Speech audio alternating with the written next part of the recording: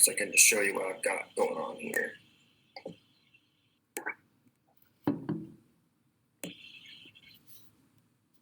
If you are done, Hannah, I will look at them with you and we'll talk about it. Cool. Let me get started here real quick. Share my screen.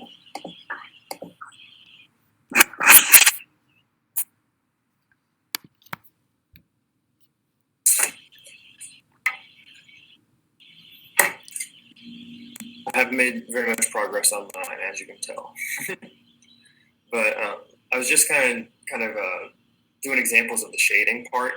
When you get to it, the shading can be really complicated, okay, guys?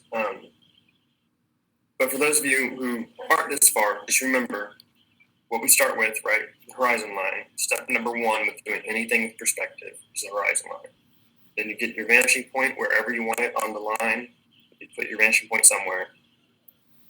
And then the next step after that is just draw these flat 2D shapes, right? Squares, rectangles, circles, triangles, whatever. Then you just take from the corners lines that go straight back towards that vanishing point. You guys can make this full screen if you want to. Sorry, didn't say that earlier. Then after that, you just need to find like the back of the shapes, wherever you want that to be. Remember, it's on those lines that are receding back this way. And just put another straight line going vertical. And that's the key with making the rectangles and squares look good, is making sure everything is perfectly vertical or horizontal, except for those lines that are receding. And like I was saying, after that, you got to start having some fun, because you can mess with doing whatever you want in the background, right?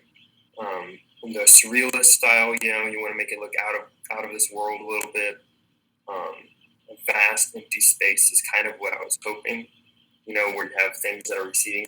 And to make it look really big, the stuff in the background here is just going to be so tiny. I mean, you could put like a giant skyscraper back here and it only be like a centimeter tall, and that'll make it look like it's miles and miles away, You could do like a city, you could do a forest, you could do the ocean, a beach.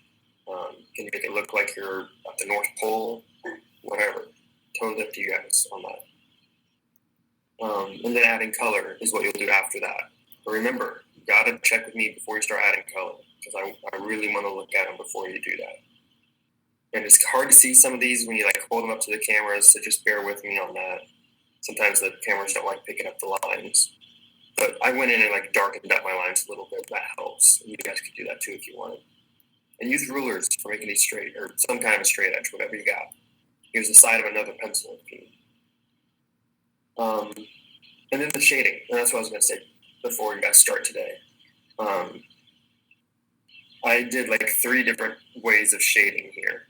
This one, I made it look like the object is actually sitting on the ground, and the shadows or the light's coming in from the side. So if the light is coming in from the side, this would be dark on this back side, and then the shadow would be on the ground right here. I just did that by making nice straight lines coming out this way, and from the front and from the back corner, and that makes that shadow look good. And then I didn't even bother like making like a line over here. I just had to kind of fade out, which is fine.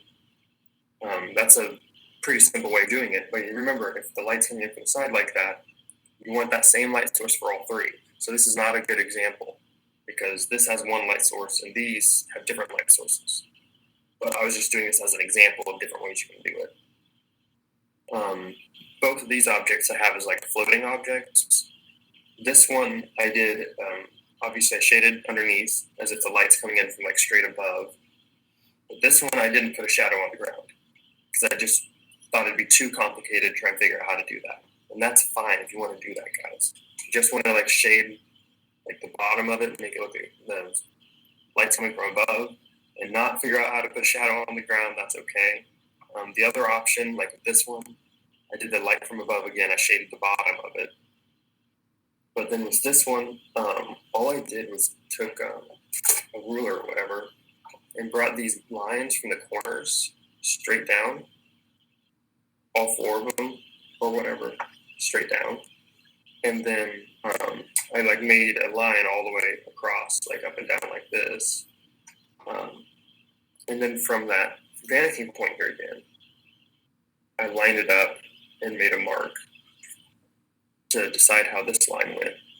But it's kind of complicated. You don't have to be this complicated. If you want something to look like it's floating, though, all you need is a gap between the object and the shadow. That's the big deal. And the further away you make that gap, the further up the object's gonna be floating. So if I made this shadow happen like all the way down here, it would just look like the shape is even further up. Okay. And if I made the shadow like right here, it looked like it were further back in space, but closer to the ground or whatever. Anyways, this is probably the most complicated way of doing it, but it's really rewarding because it makes a really cool effect. So you guys could take on this if you want.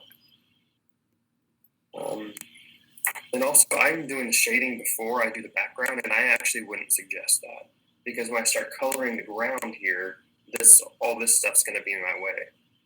So I'd actually color in the background and then do the shading on top of that, depending on which way you're doing it. And remember, when you add color, you can use whatever method you have at home. I would suggest markers or colored pencil. If you want to try using paint, you can. If you have pastels, those would be really great. It's whatever you got to use. Okay, I think that's my spiel for today. You guys are going to have the rest of the time to just work. So, cool, sound good?